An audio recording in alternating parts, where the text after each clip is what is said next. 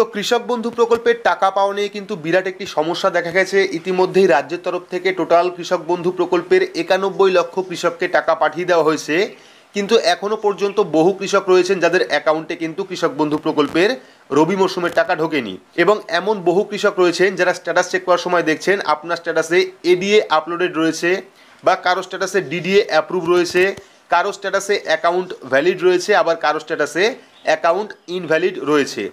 আর অনেক কৃষক কিন্তু এই সমস্যায় পড়ছেন যাদের স্ট্যাটাসে এখনও পর্যন্ত অ্যাকাউন্ট ইনভ্যালিড রয়েছে, সেক্ষেত্রে কিন্তু তারা কৃষক বন্ধু প্রকল্পের টাকা নাও পেতে পারেন। তো আজকের ভিডিওতে আপনাদের বিস্তারিত জানাবো, যদি আপনার স্ট্যাটাসে অ্যাকাউন্ট ভ্যালিড বা ডিডিএ অ্যাপ্রুভ থাকে সেক্ষেত্রে আপনার অ্যাকাউন্টে কবে নাগাদ টাকা ঢুকবে, যদি আপনার অ্যাকাউন্ট ইনভ্যালিড থাকে সেক্ষেত্রে আপনার কী করণীয়, আপনি কবে নাগাদ টাকা পাবেন, পাশাপাশি যাদের অ্যাকাউন্টে এখনও পর্যন্ত কৃষক বন্ধু প্রকল্পের টাকা ঢোকেনি তাদের অ্যাকাউন্টে কবে নাগাদ টাকা ঢুকবে, তার সম্পূর্ণ বিস্তারিত আজকের ভিডিওতে আমরা আলোচনা করব। তো ভিডিওটি প্রত্যেক কৃষকের জন্য খুবই গুরুত্বপূর্ণ, অবশ্যই শুরু থেকে শেষ পর্যন্ত দেখবেন।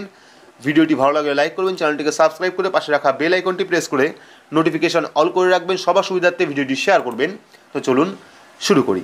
তো এখানে আপনারা বর্তমান কৃষক বন্ধু প্রকল্পের যে স্ট্যাটাস, সেই স্ট্যাটাস দেখতে পাচ্ছেন।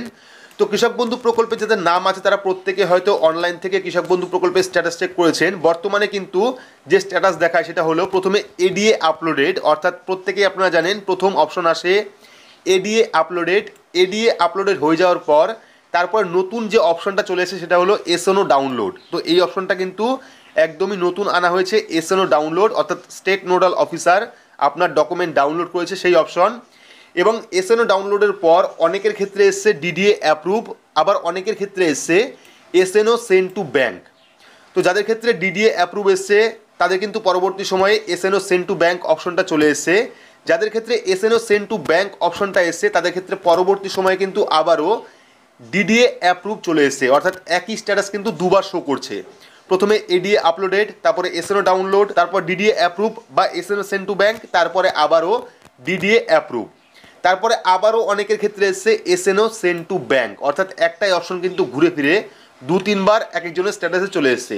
তো এসএনও সেন্ড টু ব্যাঙ্কের পর কিন্তু আবারও অনেকের ডিডিএ অ্যাপ্রুভ অপশনটা চলে এসছে, এবং লাস্ট স্টেপ ডিডিএ অ্যাপ্রুভের পর চলে এসছে অনেকের অ্যাকাউন্ট ভ্যালিড, এবং অনেকের চলে এসছে অ্যাকাউন্ট ইনভ্যালিড। তো যাদের ক্ষেত্রে ডিডিএ অ্যাপ্রুভ এবং এসএনও সেন্ড টু ব্যাঙ্ক অপশনটা এখনও রয়েছে, যারা স্ট্যাটাস চেক করছেন দেখছেন আপনার স্ট্যাটাসে ডিডিএ অ্যাপ্রুভ বা এসএনও সেন্ড টু ব্যাঙ্ক অপশনটা রয়েছে, তারা কিন্তু কিছুদিন ওয়েট করবেন, অর্থাৎ ওয়েট করা ছাড়া কিন্তু কোনো রকম কাজ নেই। কারণ ডিডিএ অ্যাপ্রুভ বা এসএনও সেন্ড টু ব্যাঙ্ক যখন পরিবর্তন হয়ে অ্যাকাউন্ট ভ্যালিড অপশন চলে আসবে তারপরেই কিন্তু আপনার অ্যাকাউন্টে টাকা ঢুকবে। যাদের ডিডিএ অ্যাপ্রুভ বা এসএনও সেন্ড টু ব্যাঙ্ক অপশনটা রয়েছে তাদের কিন্তু কিছুদিন অপেক্ষা করতে হবে, কোনো কাজ কিন্তু করার দরকার নেই, কয়েকদিন ওয়েট করবেন, ওয়েট করলে দেখবেন আপনার অ্যাকাউন্টটা কিন্তু পরিবর্তন হয়ে যাবে, অর্থাৎ আপনার স্ট্যাটাসটা কিন্তু পরিবর্তন হয়ে অ্যাকাউন্ট ভ্যালিড হয়ে যাবে। সেক্ষেত্রে আপনারা 3-4 দিন ওয়েট করবেন। এইবার যাদের ক্ষেত্রে অ্যাকাউন্ট ইনভ্যালিড চলে এসছে, যাদের ক্ষেত্রে অ্যাকাউন্ট ইনভ্যালিড চলে এসছে তাদের ক্ষেত্রে কিন্তু বিরাট সমস্যা, কারণ আপনাদের ওয়েট করতে হবে কয়েকদিন, অর্থাৎ 2-1 দিন ওয়েট করতে হবে। আপনারা দেখেছেন যে 2-3 দিন কিন্তু গভর্নমেন্টের একটা ছুটি ছিল, অর্থাৎ ব্যাংক বন্ধ ছিল, সেক্ষেত্রে কিন্তু ব্যাংকের কোনো রকম কাজ হয়নি। এইবার যাদের ক্ষেত্রে অ্যাকাউন্ট ইনভ্যালিড রয়েছে তারা যদি 2-1 দিন অপেক্ষা করার পরে দেখেন আপনার স্ট্যাটাসে কোনো রকম পরিবর্তন হয়নি, আপনার অ্যাকাউন্ট ইনভ্যালিড থেকে ভ্যালিড হয়নি বা ডিডিএ অ্যাপ্রুভ হয়নি, সেক্ষেত্রে কিন্তু আপনাকে কী করতে হবে, স্থানীয় ব্লক অফিস বা কৃষি অফিসে যোগাযোগ করতে হবে আপনার সমস্ত ডকুমেন্ট নিয়ে।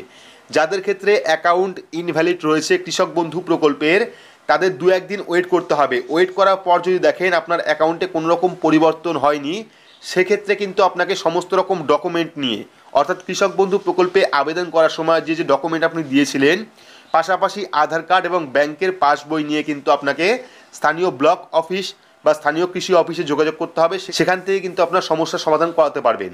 তো অ্যাকাউন্ট ইনভ্যালিড থাকলে অবশ্যই আপনার 2 দিন ওয়েট করুন, ওয়েট করার পর কিন্তু ব্লক অফিসে যোগাযোগ করবেন যাবতীয় ডকুমেন্ট নিয়ে, তাহলে কিন্তু আপনার অ্যাকাউন্ট ইনভ্যালিড থেকে ভ্যালিড হতে পারে আপনার ব্যাঙ্ক অ্যাকাউন্টে কোনো রকম সমস্যা রয়েছে, আপনার অ্যাকাউন্টে আধার কার্ড লিঙ্ক নেই, আপনার অ্যাকাউন্টটা ইনঅ্যাক্টিভ হয়ে গেছে, এরকম সমস্যা হতে পারে, বা আপনার অ্যাকাউন্টটা পরিবর্তন করা হয়েছে, আইএফএস কোড পরিবর্তন করা হয়েছে। এই সমস্যা কিন্তু থাকতে পারে। এবার বহু কৃষক এমন রয়েছে যাদের স্ট্যাটাসে অ্যাকাউন্ট ভ্যালিড থাকা সত্ত্বেও এখনও পর্যন্ত কৃষক বন্ধু প্রকল্পের টাকা আসেনি। যেহেতু কৃষক বন্ধু প্রকল্পের টাকা ছেড়ে দেওয়া হয়েছে, সেক্ষেত্রে কিন্তু এতদিনে আসার কথা ছিল, কিন্তু বর্তমানে আপনারা জানেন যে বড়দিনের একটা ছুটি ছিল, পাশাপাশি রবিবার শনিবার ছিল, সেজন্য কিন্তু ব্যাংক বন্ধ ছিল, সেজন্য কোনো রকম ট্রান্সফার করা হয়নি।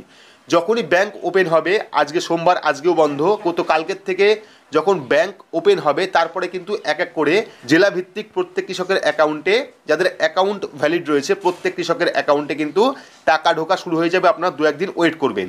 তো যাদের ক্ষেত্রে ডিডিএ অ্যাপ্রুভ বা এসএনও সেন্ড টু ব্যাংক রয়েছে তারা কিন্তু 2-1 দিন ওয়েট করবেন, দেখবেন অটোমেটিকলি কিন্তু পরিবর্তন হবে, স্ট্যাটাস অ্যাকাউন্ট ভ্যালিড চলে আসবে।